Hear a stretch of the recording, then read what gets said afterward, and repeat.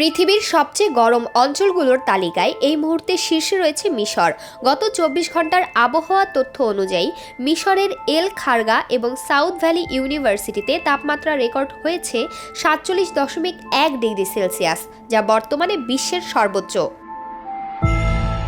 এর ঠিক পরেই রয়েছে লুক্সর শহর, যেখানে তাপমাত্রা পৌঁছেছে ৪৭ ডিগ্রিতে। তবে শুধু মিশরই নয়, মধ্যপ্রাচ্যের অন্যান্য দেশেও চলছে প্রচণ্ড গরম। ইরাকের মাইসান প্রদেশের আলী আল ঘারবি শহরে তাপমাত্রা উঠেছে ৪৬.৭ ডিগ্রি সেলসিয়াস, যা বিশ্বে পঞ্চম সর্বোচ্চ। মাইসানের রাজধানী আমরা রেকর্ড করেছে ৪৬.৫ ডিগ্রি সেলসিয়াস, যা তালিকার সপ্তম স্থানে।